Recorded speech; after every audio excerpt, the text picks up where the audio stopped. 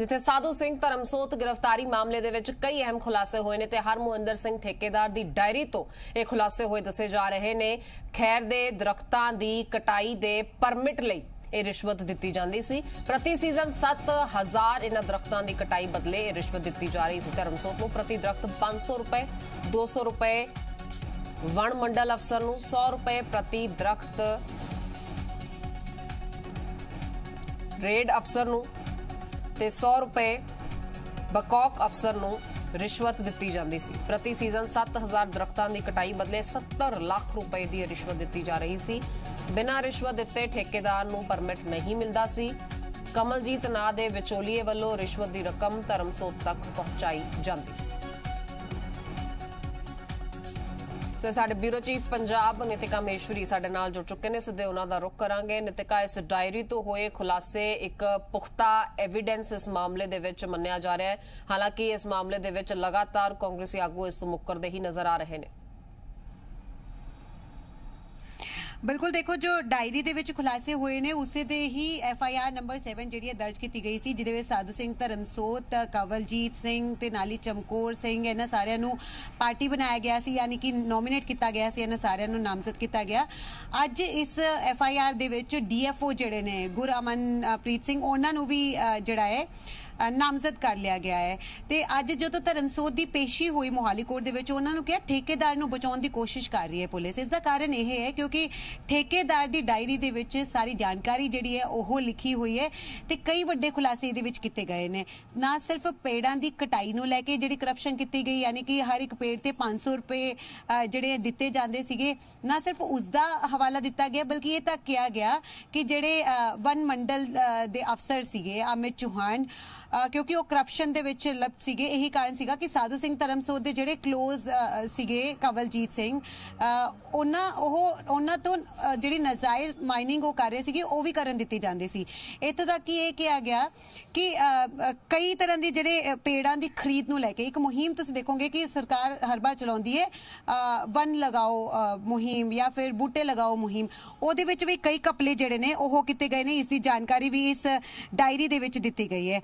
नाली तबादलियां नूं लैके, यानी कि जिस जिस लैवल का तबादला है, DFO का तबादला है तो उहदे तो ओनू ओ तबादले लई डिवीजन वाइज जिहड़े हैं पैसे ले जाते सीगे 10 तो 20 लाख।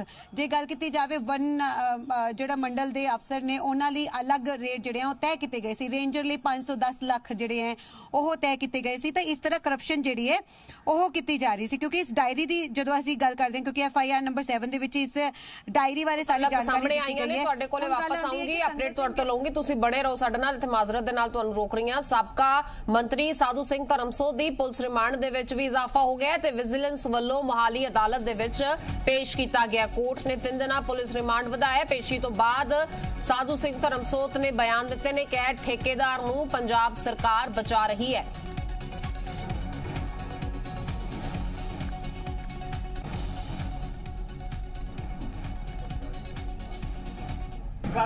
सरकार ठेकेदार को बचाना चाहती है। हाँ जी, सरकार ठेकेदार को बचाना चाहती है। डायरी दे विच बहुत बड़े खुलासे हुए ने। सरकार ठेकेदार को बचाना चाहती है। हाँ जी, सरकार ठेकेदार को बचाना चाहती है। डायरी दे विच बहुत बड़े खुलासे हुए ने।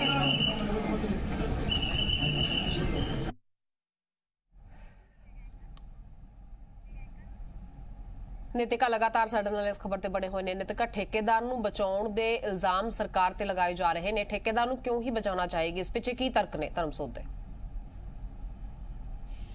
देखो ये दस्या जा रहा है कि जिहड़ी FIR 6 दे विच नाम नॉमिनेट किए गए हैं उहदे विच DFO ते ठेकेदार दोवां दे नाम ने, पर ठेकेदार की डायरी तो बाद काफ़ी वड्डे खुलासे हुए हैं तो इसे आधार बनाया जा रहा है। यही कारण है कि कहा जा रहा है कि ठेकेदार नूं इसलिए सरकार बचाना चाहती है ताकि उन्होंने ही विटनेस जिहड़ा है बनाया जाए, उन्होंने ही गवाह जिहड़ा बनाया जाए।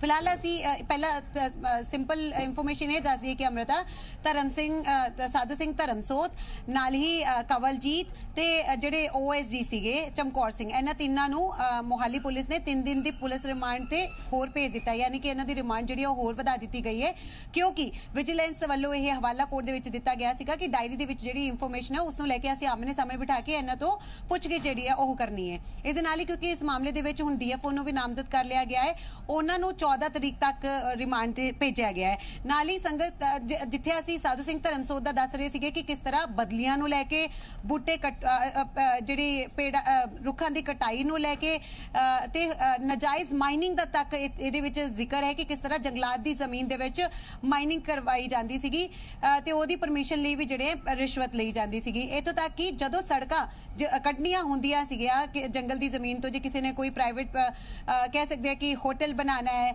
ਜਾਂ ਫਿਰ ਕਿਸੇ ਨੇ ਕੋਈ ਵੱਡਾ ਪ੍ਰੋਜੈਕਟ ਲਾਣਾ ਹੈ, ਉਹਦੇ ਲਈ ਵੀ ਰਿਸ਼ਵਤ ਜਿਹੜੀ ਹੈ ਲਈ ਜਾਂਦੀ ਸੀ। ਪਰ ਹੁਣ ਸੰਗਤ ਸਿੰਘ ਗਿਲਜ਼ੀਆਂ ਦਾ ਨਾਂ ਜਦੋਂ ਆਉਂਦਾ ਹੈ ਤਾਂ ਦੱਸਿਆ ਜਾ ਰਿਹਾ ਹੈ ਕਿ ਟਰੀ ਗਾਰਡ ਖਰੀਦਣ ਵਾਸਤੇ 6 ਕਰੋੜ 40 ਲੱਖ ਰੁਪਏ ਜਿਹੜੇ ਹੈ ਕਮਿਸ਼ਨ ਤੇ ਰਿਸ਼ਵਤ ਦੇ ਤੌਰ ਤੇ ਸੰਗਤ ਸਿੰਘ ਗਿਲਜ਼ੀਆਂ ਨੇ ਹਾਸਲ ਕੀਤੇ।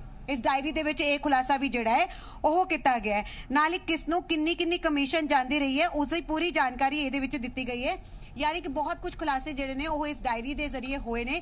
ਇਹੀ ਕਾਰਨ ਹੈ ਕਿ ਵਿਜੀਲੈਂਸ ਜਿਹੜੀ ਆ ਉਹ ਪੁੱਛਗਿੱਛ ਕਰੇਗੀ। ਹਾਲਾਂਕਿ ਤੁਹਾਨੂੰ ਦੱਸ ਦਈਏ ਕਿ ਰਿਮਾਂਡ ਨੂੰ ਲੈ ਕੇ ਸੰਗਤ ਸਿੰਘ ਤੁਹਾਨੂੰ ਦੱਸ ਦਈਏ ਕਿ ਧਰਮਸੋਤ ਦੇ ਜਿਹੜੇ ਵਕੀਲ ਹੈ ਉਹਨਾਂ ਵੱਲੋਂ ਕੋਰਟ ਦੇ ਵਿੱਚ ਵਿਰੋਧ ਕੀਤਾ ਗਿਆ ਸੀਗਾ ਕਿ ਪਹਿਲਾਂ ਹੀ 3 ਦਿਨ ਦੇ ਰਿਮਾਂਡ ਦੇ ਵਿੱਚ ਲੈ ਚੁੱਕੀ ਹੈ ਵਿਜੀਲੈਂਸ ਤੇ ਉਹਦੇ ਵਿੱਚ ਕੀ ਕੁਝ ਖੁਲਾਸੇ ਹੋਏ ਨੇ, ਕੀ ਕੁਝ ਜਾਣਕਾਰੀ ਵਿਜੀਲੈਂਸ ਨੂੰ ਮਿਲੀ ਹੈ, ਪਹਿਲਾਂ ਉਸ ਬਾਰੇ ਦੱਸੇ। ਨਾਲੇ ਜਿਸ ਡਾਇਰੀ ਨੂੰ ਆਧਾਰ ਬਣਾਇਆ ਜਾ ਰਿਹਾ ਉਸ ਨੂੰ ਕੋਰਟ ਦੇ ਵਿੱਚ ਪੇਸ਼ ਕੀਤਾ ਜਾਵੇ। ਇਹ ਸਾਰੀਆਂ ਦਲੀਲਾਂ ਉਹਨਾਂ ਵੱਲੋਂ ਦਿੱਤੀਆਂ ਗਈਆਂ, ਪਰ ਉਸ ਦੇ ਬਾਵਜੂਦ ਮੋਹਾਲੀ ਕੋਰਟ ਨੇ ਸਾਧੂ ਸਿੰਘ ਧਰਮਸੋਤ, ਕਵਲਜੀਤ ਤੇ ਨਾਲ ਹੀ ਚਮਕੌਰ ਸਿੰਘ ਨੂੰ 3 ਦਿਨ ਦੇ ਪੁਲਿਸ ਰਿਮਾਂਡ ਤੇ ਭੇਜ ਦਿੱਤਾ ਹੈ।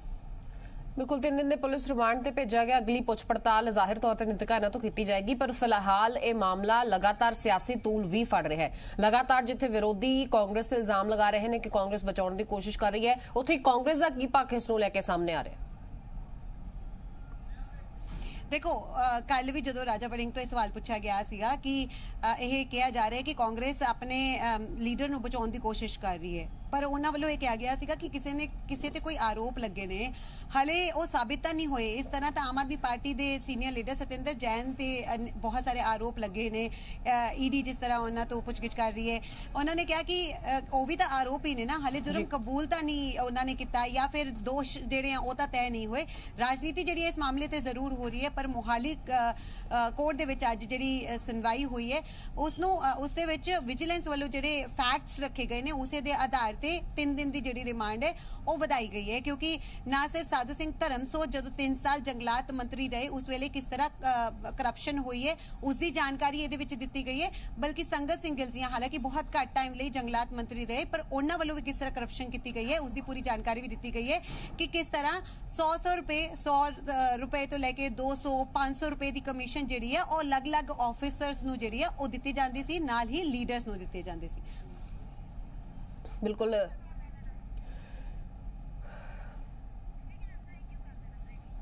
बहुत शुक्रिया नितिका इस पूरी जानकारी दे लई, धन्यवाद अपडेट्स लिए।